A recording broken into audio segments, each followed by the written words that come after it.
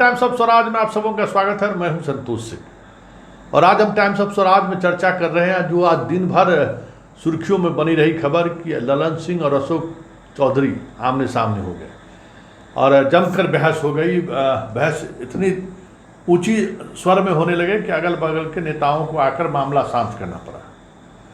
कहते हैं कि अशोक चौधरी कहे कि हमें मजबूत आदमी से लड़ने की का एक्सपीरियंस रहा है, हम लड़ते रहे, हम डरने वाले नहीं हैं, झुकने वाले नहीं हैं।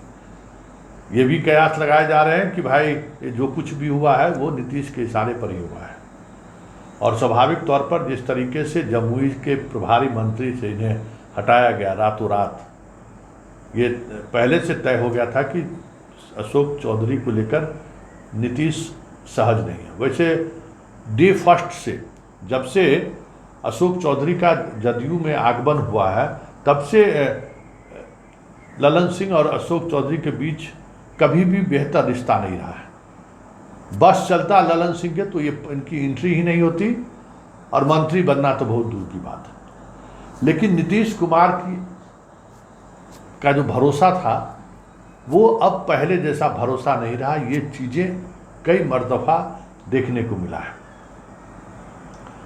और ये जो टीका लगाने वाली जो बात थी या जिस तरीके से जो चीज़ें सामने आई हैं वो सारी बातें ऐसी बातें हैं जिन बातों को लेकर आप समझ सकते हैं कि नीतीश अगर सार्वजनिक रूप से कुछ ऐसा कुछ कर रहे हैं मतलब आपसे अंदर ही अंदर कुछ न कुछ आपके को लेकर उनके दिमाग में चल जरूर रहा है, क्योंकि ये बात नोटिस करने वाली बात है कि अशोक चौधरी को लेकर इन दिनों नीतीश काफ़ी सेंसिटिव रह रहे हैं।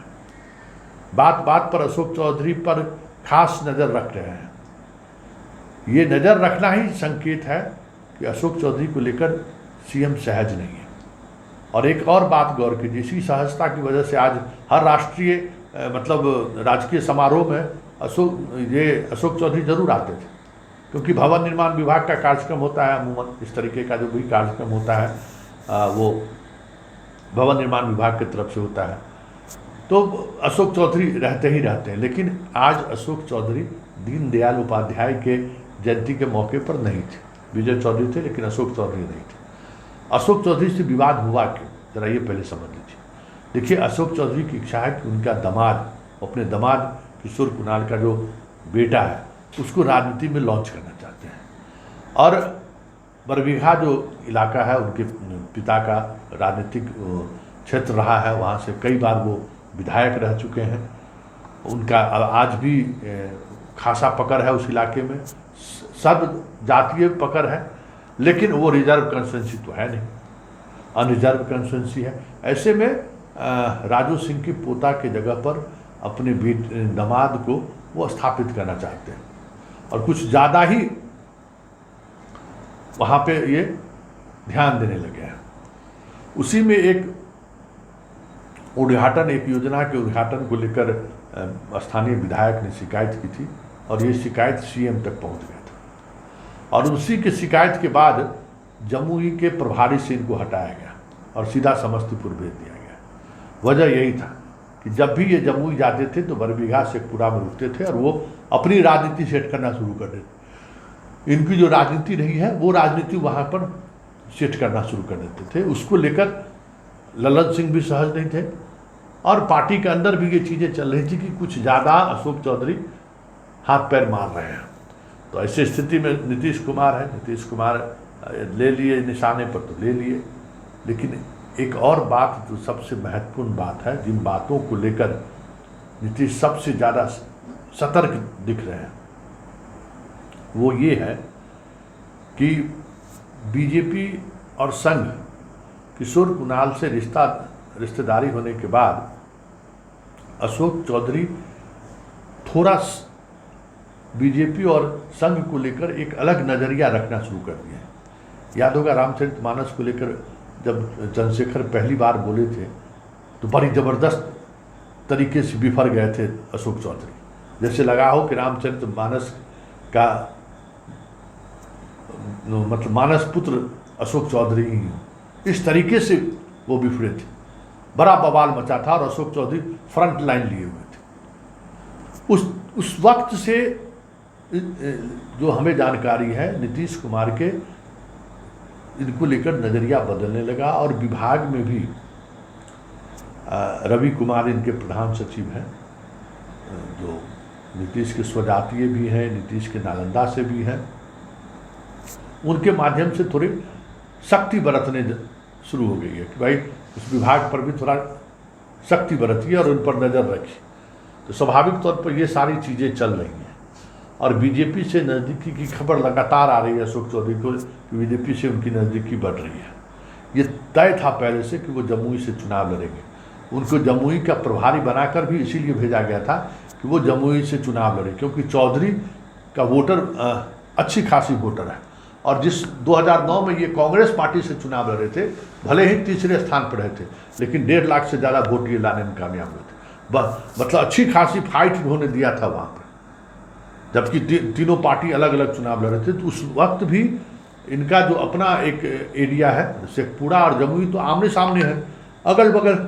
जमुई तो आसपास के इलाके हैं, एक दूसरे से रिश्तेदारी और नातेदारी है, और उस इलाके में चौधरी की संख्या, मतलब जो आपको जो दलित वर्ग में आता है, पासी जिसे कहते हैं हम लोग उत्तर बिहार में उसको पासी कहते हैं, उसकी बड़ी संख्या है उस इलाके में। इसलिए नीतीश भी चाह रहे थे कि जमुई से इन्हें टिकट दिया जाए, चुनाव लड़े।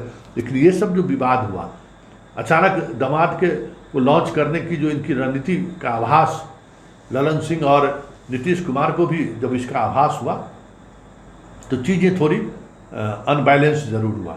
नीतीश जितने सहज थे अशोक चौधरी को लेकर, वो सहजता थोड़ी डगमगाई जरूर है। संजय झा को लेकर भी जो प्रतिक्रिया आई है वो प्रतिक्रिया सहज प्रतिक्रिया नहीं है। वैसे अब अशोक चौधरी और संजय झा में जो पुराने दौर में जो रिश्तेदारी थी, जिस तरीके की दोस्ती देखी जाती थी, अब वो दोस्ती कमज़ोर पड़ गई। अब उस तरीके से एक साथ चलना, एक सब देखिए कि धीरे धीरे अशोक चौधरी अलग थलग पड़ रहे हैं। सुजीत भी अब अशोक चौधरी से दूरी बनाना शुरू कर दिया है।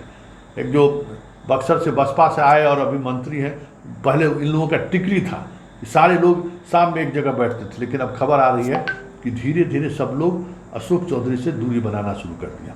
वो स्वाभाविक है, जब राजा के नज़र से आप ओझल होना शुरू होंगे तो जितने संतरी हैं वो तो उससे और 2 कदम आगे बढ़कर जो है सो चीज़ों दिखाने की कोशिश करने लगते हैं। ये सारी चीज़ें चल रही हैं और इन सब सारी चीज़ों के बीच आज जो कुछ भी हुआ है वो स्वाभाविक था, होना ही था। क्योंकि जिस तरीके से ललन सिंह इस बात को लेकर सीएम को लगातार कह रहे थे, बरबीघा के स्थानीय विधायक लगातार कंप्लेन कर रहे थे कि किस तरीके से वहाँ चीज़ें चल रही है, कैसे हमारे योजनाओं को, हमारे राजनीति को अशोक चौधरी प्रभावित करने की कोशिश कर रहे हैं। ये सारी चीज़ें ऐसी है जिसको लेकर ललन सिंह सहज नहीं थे, क्योंकि ललन सिंह का भी मुंगेर कॉन्स्टिट्यूंसी है और ये सारे कॉन्स्टिट्यूंसी बॉर्डर इलाके का कॉन्स्टिट्यूंसी है। और भूमियार की राजनीति में ललन सिंह कुछ ऐसा पसंद नहीं करते हैं जो उनके कंट्रोल से बाहर की चीज़ें हो। यही वजह है कि ललन सिंह भी मौके के इंतजार में थे और उस मौके के इंतजार में वो आज अपनी भड़ास निकाल दी। ये अलग बात है कि कहने को अशोक चौधरी भी कुछ कहने की कोशिश उन्होंने की है, लेकिन जो प्रत्यक्षदर्शी थे, जो आमने सामने वाली बात थी, अशोक चौधरी कुछ ज़्यादा कह नहीं सके, क्योंकि कहीं न कहीं इशारा सीएम का था। इस बात को अशोक चौधरी समझ रहे थे और अशोक चौधरी को लेकर जो स्वभाव, जिस तरीके से स्वभाव में बदलाव आया, क्योंकि आज ही बोलने की बारी हुई अशोक चौधरी को लेकर, तो उस पर जो था नीतीश कुमार का, अरे अशोक चौधरी जी आप भी कुछ बोलिए, आप तो बहुत कुछ बोलते हैं मीडिया के बारे में, सोशल मीडिया के बारे में तो बड़ी ज्ञान आपको है, आप भी बोलिए बोलिए बोलिए बोलिए अशोक जी। तो ये सब जो बोलने का मुख्यमंत्री का तरीका था वो पहले जैसा नहीं था। अशोक चौधरी को लेकर जो पहले उनकी सोच रही है वो सोच नहीं था। और अब जो वक्त है उस वक्त में अशोक चौधरी अब न कहते हैं ना कि न उगलते बन रहा है न निगलते बन रहा है, क्योंकि अशोक चौधरी भी अब वहाँ पहुँच चुके हैं जहाँ से नीतीश को छोड़कर आराम से बीजेपी में जा सकते हैं। दलित चेहरा भी है और दलित में स्मार्ट दलित चेहरा है, उनकी एक पकड़ भी है। कांग्रेस में भी रहे, फाइटर की उनकी छवि तो जरूर है। कांग्रेस में भी रहे तो अखिलेश सिंह से वो लड़ते रहे, पूरी कांग्रेस पार्टी से लालू यादव से भी वो लड़ते रहे, फाइटर तो हैं वो।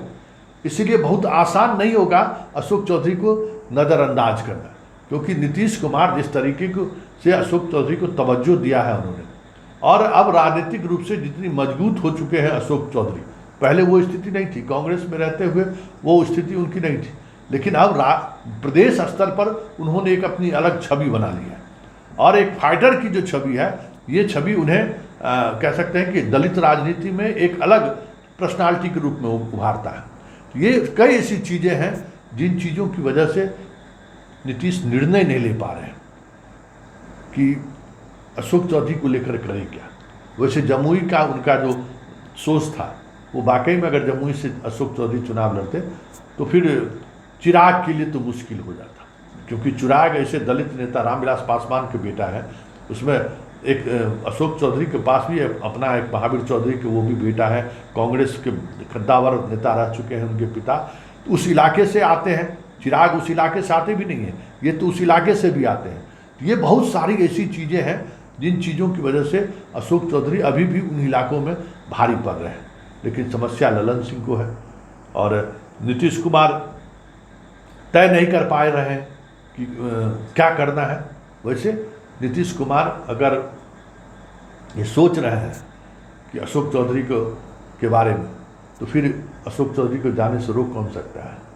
वैसे अशोक चौधरी अब राजनीतिक रूप से इतने मजबूत जरूर हो गए हैं कि अब उन्हें कहीं भी बिहार की राजनीति में टिके रहने के लिए कई पार्टियां उनके साथ खड़ी हो जाएंगी, ये तो अब साफ दिखने लगा है।